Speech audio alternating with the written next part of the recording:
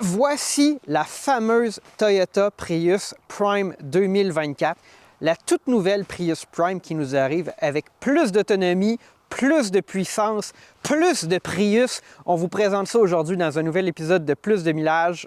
Allons-y!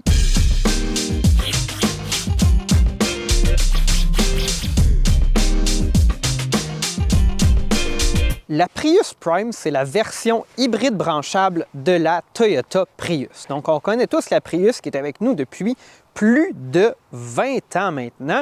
Donc, ça a toujours été une petite voiture hybride très économique. À un certain moment, à ses débuts, ce fut un symbole de l'écologie, des gens qui voulaient démontrer qu'il y avait un intérêt pour le sort de la planète. Ce n'est pas la première hybride qui est arrivée sur le marché puisque la Honda Insight est arrivé avec nous légèrement avant. Ceci étant dit, l'Insight est une voiture aujourd'hui oubliée qui est arrivée sous plusieurs versions au fil des années. Aucune d'entre elles n'a connu un succès comme celui de la Prius. Donc, depuis quelques années, mais assez tard dans l'histoire de la Prius, est arrivée la version Prime. Donc, la Prius Prime précédente avait là, un look très distinctif au niveau de la lunette arrière qu'on pourra vous présenter ici. Ceci étant dit, elle est équipée d'un moteur 1,8 litres et d'une batterie d'environ 8,8 kWh, ce qui lui donnait environ 40 km d'autonomie. La puissance était évidemment Prius-ique, donc anémique complètement. Mais pour 2024, en fait pour la nouvelle version de la Prius, Toyota nous arrive avec quelque chose de très différent. D'abord, le look, il est beaucoup plus près d'une voiture normale. Donc, ce qu'on vient ici dire, c'est vous n'êtes pas obligé d'avoir l'air spécial parce que vous conduisez une Prius. La Prius, ce n'est pas comme une marque à part de voiture pour les granos. C'est vraiment des Toyota qui répondent aux besoins des gens normaux. Donc, au niveau du style, c'est vraiment chapeau.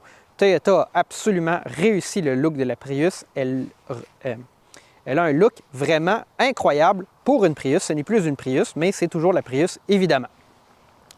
Au niveau de la mécanique, on a dans la nouvelle Prius Prime une batterie de 13 kWh, un peu plus de 13 kWh, qui nous donne 70 km d'autonomie. Donc, on passe d'une voiture PHEV avec une très petite autonomie à quelque chose qui se retrouve entre la Volt de première et deuxième génération au niveau de l'autonomie. La puissance est poussée à plus de 200 chevaux. Donc, on a une augmentation de 60 % de la puissance. C'est vraiment énorme. Donc, Toyota nous arrive avec quelque chose de très différent, mais de toujours très économique au niveau de la consommation d'essence en mode hybride. On en reparlera. Ça demeure tout de même incroyable. La Prius a toujours eu un look distinctif qui était axé sur l'optimisation du coefficient aérodynamique. Évidemment, on a toujours ça ici. Donc, on a toujours la courbe à l'arrière, la lunette là, qui est très rabaissée, le pare-brise aussi qui est très incliné en fait. Là, donc, c'est un pare-brise qui est très long, mais qui a aussi un angle d'attaque qui est très faible avec l'air pour minimiser la traînée aérodynamique. Ceci étant dit, quand on regarde la Prius de profil comme on la voit en ce moment, dans sa configuration, je ne sais pas c'est quoi le terme en français, mais liftback, où en fait on a un haillon, mais pas un véhicule typique à haillon familial. Donc on a vraiment une belle forme et sous cet angle, on ne voit pas de logo Toyota. Qui sait, peut-être qu'on pourrait être en présence d'une Tesla, vraiment chapeau à Toyota au niveau du look. Sinon, ça demeure un véhicule qui est très similaire dans ses proportions à la précédente Prius. Sous le capot de la Prius Prime, on retrouve un moteur thermique de 2 litres qui est allié à une ECVT, donc une transmission à variation continue Toyota, dont le mécanisme et la complexité, en fait, c'est ultra simple en termes de composantes, mais extrêmement compliqué à comprendre comment ça fonctionne. Mais tout ça nous amène à une consommation combinée de 4,5 litres au 100 km et évidemment, combinée à la batterie de 13 kWh environ, ça nous donne un 70 km d'autonomie. Mais c'est très occupé ici sur le capot de la Toyota Prius Prime. Il n'y a évidemment pas de frunk dans cette voiture-là. Je vous dirais même là, que la mécanique vient chercher la ligne du capot là, très près. C'est rare qu'on voit un compartiment moteur qui est aussi occupé que celui de la Prius Prime On n'est pas dans la simplicité ici, on est dans l'efficacité cependant au niveau des performances. Nous voici maintenant à l'arrière de la Prius Prime où nous retrouvons un haillon.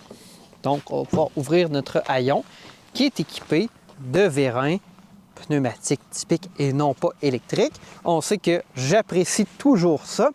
On retrouve un coffre qui a un volume, je dirais, acceptable compte tenu de la configuration du véhicule. Le seuil du coffre est relativement élevé pour une berline et on a un petit peu, là, mais assez peu d'espace de rangement là, sous le coffre.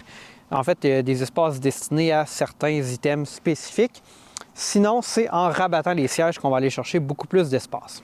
Nous voici maintenant à l'intérieur de la Prius Prime.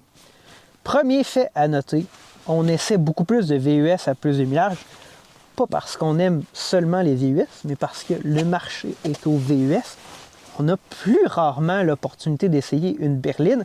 En fait, ça faisait très longtemps que j'avais eu l'opportunité d'essayer une berline et en filmant, j'ai dû abaisser mon trépied pour me mettre au niveau. Donc, évidemment, on a un véhicule qui est plus bas, pas une position de conduite aussi haute que dans un VUS, mais c'est bien attendu de la part d'une berline, à moins qu'on pense à la Toyota Crown, mais ça, c'est un peu weirdo. Donc, à l'intérieur, on retrouve évidemment un intérieur de Toyota qui est caractérisé par des plastiques durs. Écoutez, c'est comme ça revient tout le temps. Moi, personnellement, ça ne me dérange pas trop. Alexandre, ça lui fait lever les cheveux sur la tête. Mais qu'est-ce que vous voulez? Ça demeure une Toyota. La version XLE qu'on a aujourd'hui est équipée d'un intérieur en cuir, volant gainé de cuir. On a des accents aussi de rouge. Ici, on sort un peu, disons, du mode typique Toyota d'intérieur un peu fade. On vient ajouter des accents de couleur. D'ailleurs, le Tacoma est disponible avec des accents de bleu capotés à l'intérieur. C'est ça, Toyota, disons, soupe un peu les choses en ajoutant pimente un peu les choses en ajoutant ce genre de touche-là. Mais ça reste globalement une Toyota. On a un système d'infodivertissement qui est équipé d'un écran de bonne dimension. Le combiné d'instruments à la mode du BZ4X est au-dessus du volant. Donc, on ne regarde pas en fait au travers du volant pour voir le combiné d'instruments, mais bien au-dessus du volant. Je vous dirais qu'on s'habitue quand même. Là, écoutez, c'est le choix que Toyota a fait. C'est une décision de design, ça fonctionne, c'est juste différent. La première fois, ça fait capoter un peu. Après ça, on s'habitue. On a évidemment là, l'ensemble des équipements qu'on s'attendrait à avoir dans un véhicule de ce prix-là. Entre autres, les sièges chauffants. Au niveau du prix, environ 42 à 50 000 en fonction de la version. Dans la Prius Prime, qui est aussi admissible aux subventions.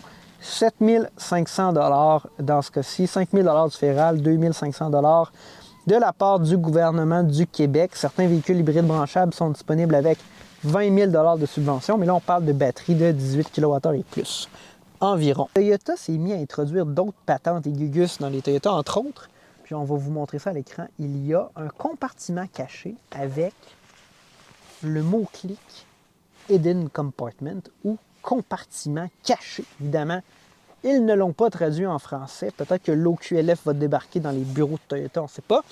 Mais on a un petit compartiment caché ici et il y a quelques mots-clics cachés au travers du véhicule. Ce sera à vous de les trouver si vous vous procurez éventuellement une Prius Prime. Le sélecteur de vitesse est en fait, là, je ne sais pas comment l'expliquer, là, c'est mécanique puisqu'il se déplace, mais on n'a pas non plus, là, comme dans un véhicule automatique, des positions qui sont comme engageables là, physiquement. C'est un peu particulier, il faut comme le tasser sur le côté puis ensuite le pousser vers l'avant pour reculer ou vers l'arrière pour se mettre en mode drive et aller vers l'avant.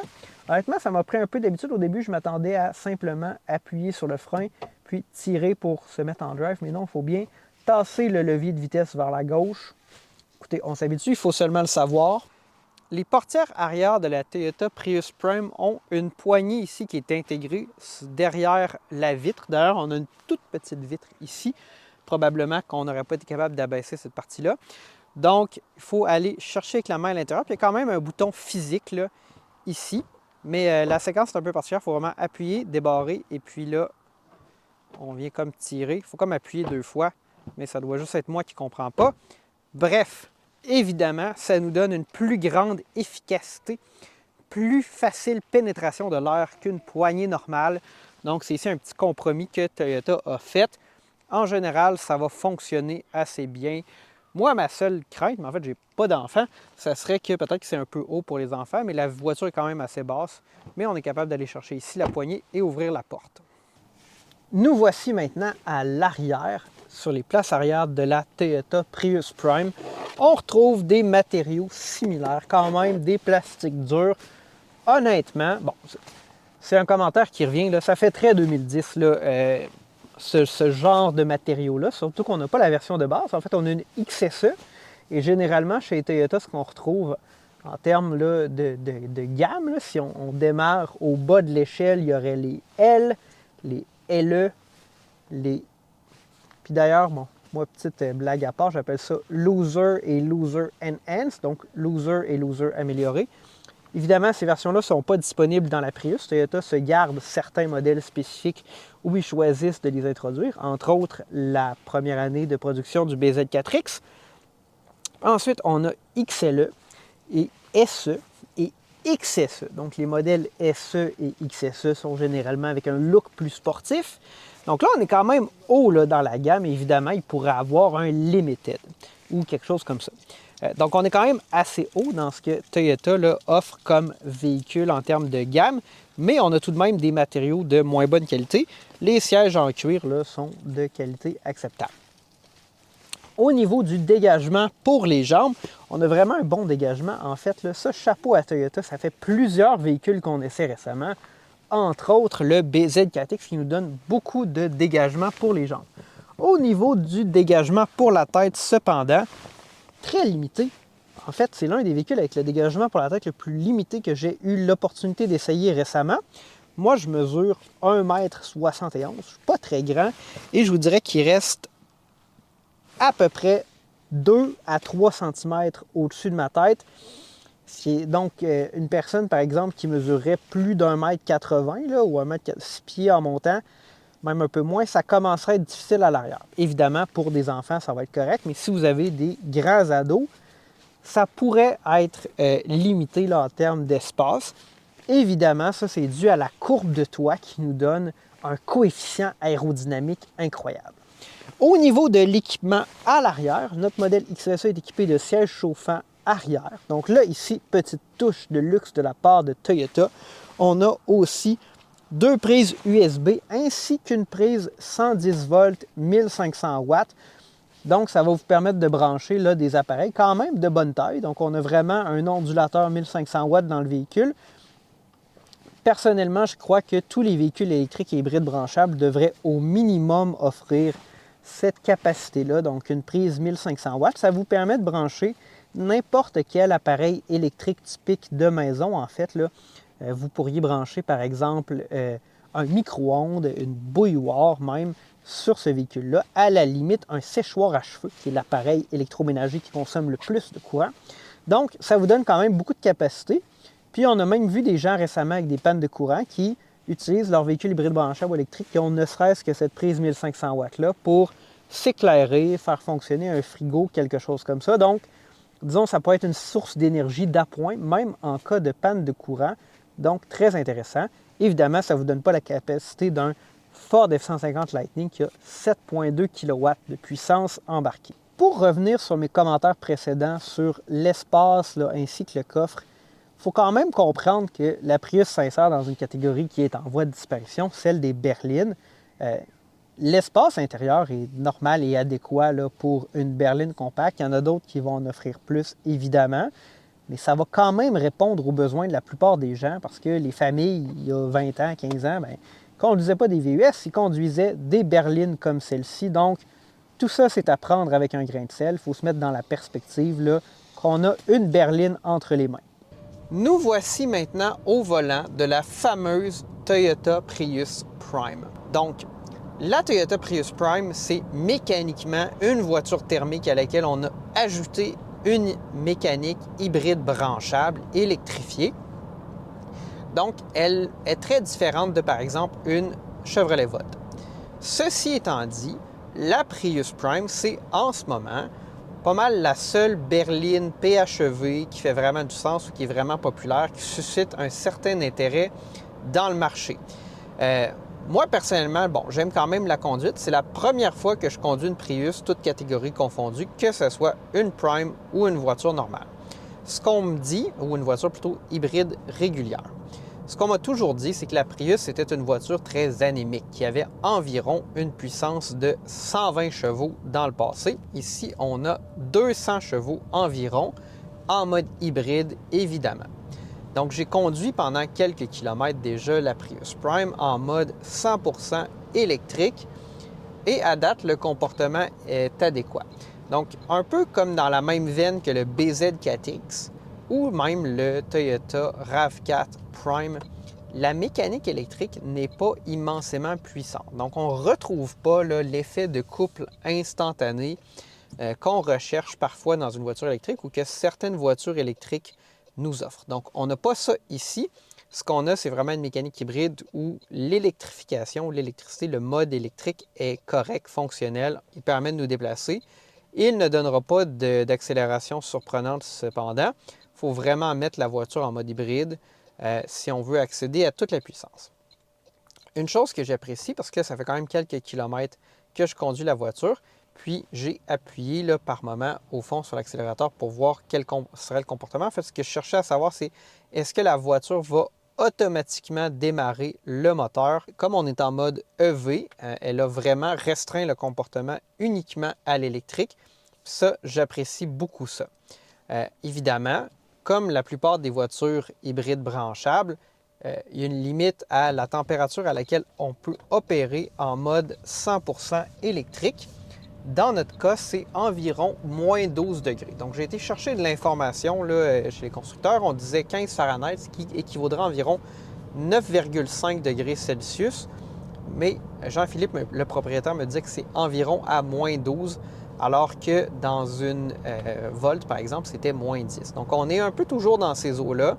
Donc, on va être capable de conduire en mode électrique. Le système de climatisation, chauffage va être fonctionnel jusqu'à environ moins 10, moins 12. Et puis là, pour compenser, on va démarrer le moteur à essence là, pour aller chercher un peu plus de chaleur, par exemple. Et aussi, la différence entre la Prius et la Volt, c'est que dans la Volt, on avait une génératrice, donc on rechargeait la batterie jusqu'à un certain point, puis ensuite le moteur s'arrêtait. Généralement, dans la Prius, à partir du moment où il va démarrer, il va rester en fonction, le moteur thermique, pendant une bonne période. Donc, l'accélération en mode 100% électrique est adéquat. En fait, je dirais que c'est très fonctionnel.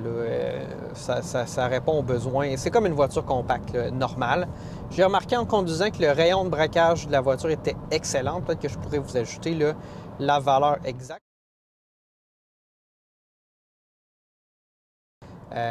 Au niveau des sensations de conduite, c'est un typique Toyota hybride. Donc, ça fait quelques-uns qu'on conduit depuis un certain temps. C'est pas une conduite très engageante au niveau des hybrides Toyota avec la CVT de la manière qu'elle est construite. Ceci étant dit, c'est une transmission qui permet d'avoir une excellente efficacité. C'est vraiment très, très, très bien à ce niveau. Donc là, on a démarré le moteur à essence. En fait, on s'est mis en mode auto, où il va passer d'un véhicule hybride à un véhicule 100% électrique en fonction des besoins de la demande. Donc là, on avait le plein 200 chevaux, ce qui donne quand même une addition appréciable à l'accélération. Je crois que Toyota a vraiment bien fait dans la Prius d'aller chercher une mécanique plus puissante avec le 2 litres, puis aussi une plus grosse batterie, plus grosse motorisation électrique par rapport à l'ancienne génération de Prius. En fait, là, ce qu'on veut dire avec cette voiture-là, c'est que la Prius, c'est une voiture normale pour tout le monde. Ce n'est pas une voiture pour les écolos granos seulement. Bref, je ris un peu là, quand je dis ça, mais on vient changer l'image de la Prius, un peu comme on vous a présenté l'extérieur qui a grandement changé. Bien là, au niveau du comportement aussi, on n'est pas seulement orienté sur l'optimisation. En fait, ce qu'on vient chercher, c'est plus de puissance aussi. D'ailleurs, la consommation en mode hybride de la nouvelle Prius Prime est presque exactement la même que l'ancienne génération. Donc souvent, quand on change de génération de voiture, on vient obtenir des gains en termes d'efficacité. Ce n'est pas ce que Toyota recherchait dans ce cas-ci. D'ailleurs, probablement qu'en passant du 1,8 au 2 litres, il y a peut-être une légère augmentation de la consommation. Mais on n'a pas, puis peut-être que ça a été compensé par le système électrique, là, puis ça revient au même, mais on n'a vraiment pas été chercher des grands gains en termes de consommation sur l'autoroute. Ça reste une voiture qui va faire environ 4,5-4,6 litres au 100 en mode combiné, ce qui est effectivement excellent. Jean-Philippe, le propriétaire de la voiture, il me disait qu'il était la chercher au concessionnaire. Elle avait un réservoir plein. Et entre le moment où il a récupéré la voiture et la première fois où il a mis de l'essence dedans, et on est en hiver, il a parcouru 2300 km. Donc, c'est là vraiment l'intérêt de la Toyota Prius Prime. C'est qu'au quotidien, vous allez dépenser très peu d'essence grâce à la mécanique hybride branchable qui va répondre à la majorité de vos besoins. Nous voici maintenant arrivés à la conclusion de notre essai de la Toyota Prius Prime 2024. J'aimerais prendre un moment pour remercier Jean-Philippe, notre auditeur, qui nous a fourni ce véhicule-là, sa toute nouvelle Prius Prime, pas une graphique dessus. Donc, ça nous a permis de vraiment faire l'expérience de la nouvelle Prius Prime. On apprécie énormément. C'est vraiment un beau véhicule qui est un peu seul dans sa catégorie, la catégorie des hybrides branchables, là, berline, qui nous donne quand même une bonne autonomie. Une catégorie où la Volt était reine. D'ailleurs, est-ce que vous aimeriez voir un essai de la Volt? C'est un véhicule qui n'est plus avec nous depuis un certain temps, mais les Volt, entre autres, celles qui ont une dizaine d'années, sont encore sur le marché, sont disponibles à des prix minimes aux environs de 10 000 entre 10 et 20 000 énormément de Volt disponibles. Donc, si vous aimeriez voir une vidéo de la Volt originale, qui est une voiture qui est très différente dans son architecture de la Prius et qui n'est plus avec nous, écrivez-nous-le dans les commentaires. Ça va me faire plaisir d'en trouver une et d'en faire l'essai si vous le désirez. Donc, ça fait un peu le tour de notre essai. Qu'est-ce qu'on a aimé de la Prius Prime 2024? L'efficacité, extrêmement efficace comme véhicule, bonne autonomie électrique et ensuite consommation d'essence minime, plus de 2000 km sur un plein si vous échangez évidemment entre l'électricité et la consommation en mode hybride. Donc ça, c'est vraiment bien. La puissance des nouvelles versions de la Prius, 200 chevaux, ça c'est très intéressant. Et le look qui amène la Prius dans une nouvelle catégorie, celle des voitures normales et non plus des voitures seulement pour les gens qui veulent communiquer un message ou sauver la planète, bien que ce véhicule-là a des qualités très positives au niveau là, de son bilan environnemental. Donc c'est un véhicule qu'on a énormément apprécié. Qu'est-ce qu'on a moins aimé? Bien, il y a des petites rumeurs, des choses comme l'application qui ne fonctionnerait pas bien, peut-être des problématiques au niveau de l'huile pendant le rodage. Il faut faire peut-être un peu attention à ça. Je suis quand même convaincu que Toyota va trouver des solutions à ces enjeux-là. Ça reste tout de même une Toyota et Toyota nous a offert là, une historique de fiabilité au niveau de la Prius qui était très bien. Qu'est-ce qu'on aime moins? Bien, la Prius, c'est d'abord un véhicule thermique auquel s'est ajouté une mécanique électrique branchable. Donc, on n'a pas un véhicule qui est 100% électrique dans tous les cas. Ce n'est pas comme une Volt qui avait une génératrice avec une mécanique entièrement électrique en dessous. Donc, c'est un peu différent là, à ce niveau-là.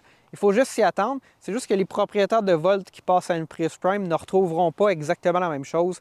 Ça prend un petit temps d'adaptation, mais les qualités de la Prius vont ressortir avec le temps. C'était Gabriel pour Plus de Millage. On vous invite, si vous avez aimé le contenu d'aujourd'hui, à vous abonner à la chaîne, cliquez sur la petite cloche si vous voulez être notifié la prochaine fois qu'une vidéo est disponible. Si vous voulez voir des vidéos en primeur, vous pouvez même cliquer sur « Se joindre » et voir les options qui s'offrent à vous. Merci beaucoup. On se dit à la prochaine.